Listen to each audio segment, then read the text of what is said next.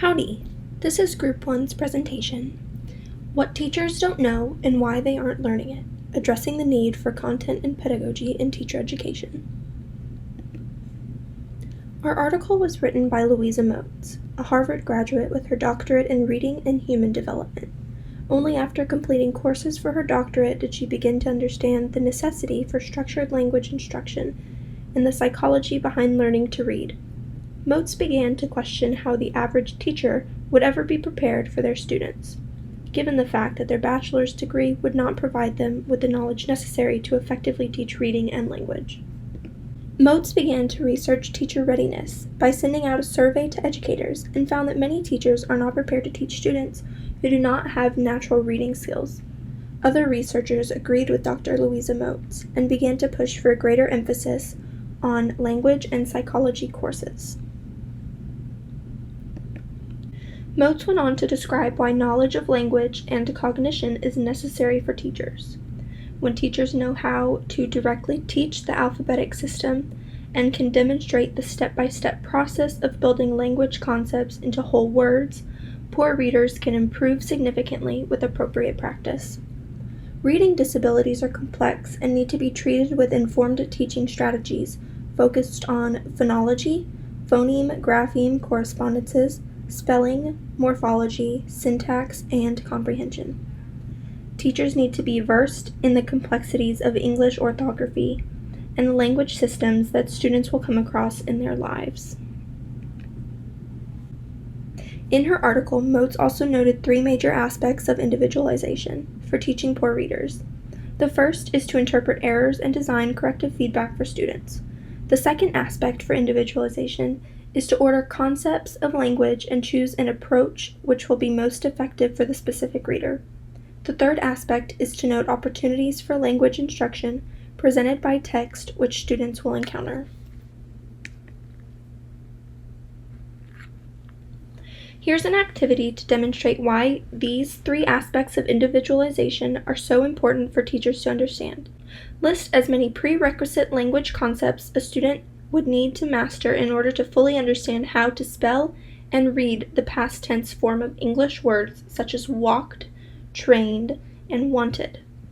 For example, students would need to know when to pronounce ed as a separate syllable, such as in wanted versus in walked.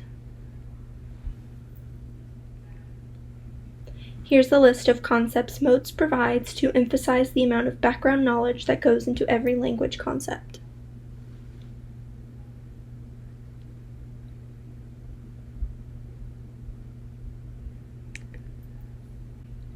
Seemingly simple concepts can be extremely complex for struggling readers, and teachers need to be prepared to explicitly teach each step. One of the main obstacles to teachers not being able to learn what they need is the lack of incentives. Teachers' timely work towards improving their teaching skills seems like too far much for them to not receive hardly any recognition. Not all teachers are willing to take this time to learn the details of reading since they believe they are teaching their students the right way, and there are no personal benefits for them to improve. Instead of taking feedback, teachers are just self-assessing, and this is not as efficient in moving towards improvement. They need to learn how to properly teach beginning readers instead of assuming they already know the basics of reading from past experience. Another problem is that the resources that teachers learn this information from do not always have the correct information. The resources teachers have to learn about the construction of reading instruction is not detailed enough and is missing several crucial points. The resources also sometimes will teach the wrong thing and give false information. The teachers then pass this misinformation to their students and teach them the wrong answers. There is a lack of importance placed on teaching educators key terms in the base of reading, and teachers are not realizing the science behind reading. More emphasis is placed on comprehension than foundational skills because teachers tend to forget the small details that go into reading and think it would not be beneficial to revisit. Data shows that teachers are struggling with comprehending early reading skills such as phonemes. There needs to be more spotlight on relation between foundational reading skills and advanced reading skills. Lastly, teachers are not receiving enough training over how to teach reading. There is not enough given time in the courses to teach everything they are needing to know. The courses teachers are taking are not actually teaching them the details they are needing to learn. There are not many courses over the psychology of reading, cognitive development, and structure of language. Teachers also need more practice on decoding, orthography, and phonology. Here's an activity over phonemes and graphemes, which are two very important aspects within the basics of reading that students will not grow without knowing. Teachers need to revisit how words are broken down since their students will need to be taught this no matter how advanced their reading skills are. The activity asks to write down a list of words with the corresponding amount of phonemes or graphemes within a word. Here's an example of the relation between a word and the amount of phonemes or graphemes within it. There needs to be more importance placed on teaching the basics of reading and making sure educators are receiving the proper training in order to do so. The NCTQ, or the National Council of Teacher Quality, has published rankings of teacher preparation programs across the U.S. These rankings are based on a very broad set of criteria which include, but is not limited to, practicum requirements, admission standards, and overall expectations. Instruction in reading for both special education and general education is evaluated based on alignment with scientific research.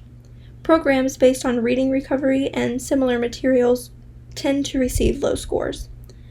The ranking is controversial, but has opened up discussion and awareness about how teacher preparation programs need to improve.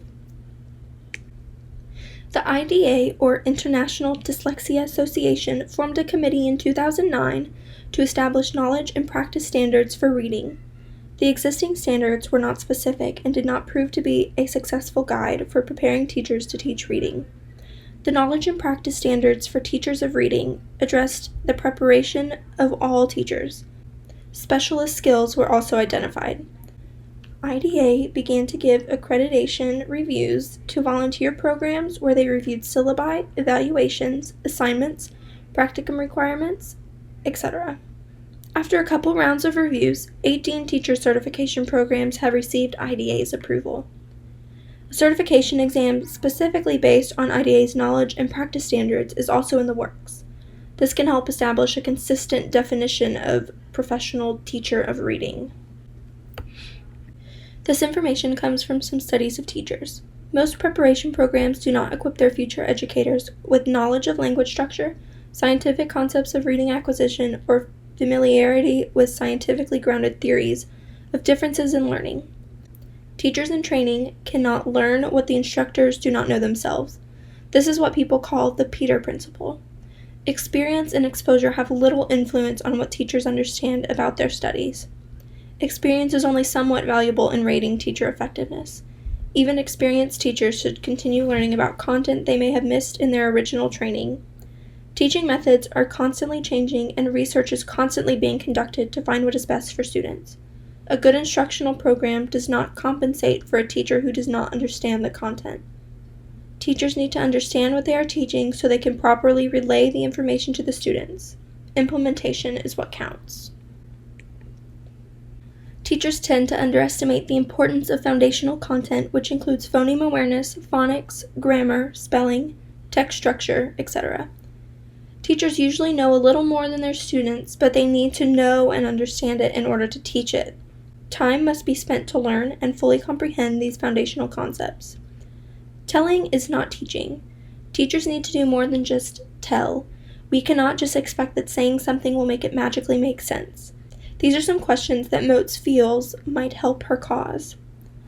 What will engage teachers so that they will continue to challenge their students and advocate for them? How much verbal skill and metalinguistic awareness should teachers have before being admitted into a training program? What is the difference between what specialists and regular classroom teachers need to know? Here's an activity that gets you thinking about how you, a future teacher, can make sure that you don't just tell in your classroom. We must get better at providing the kind of teacher education and professional development that results in knowledge of language and cognition, understanding of individual differences, and ability to implement effective practices.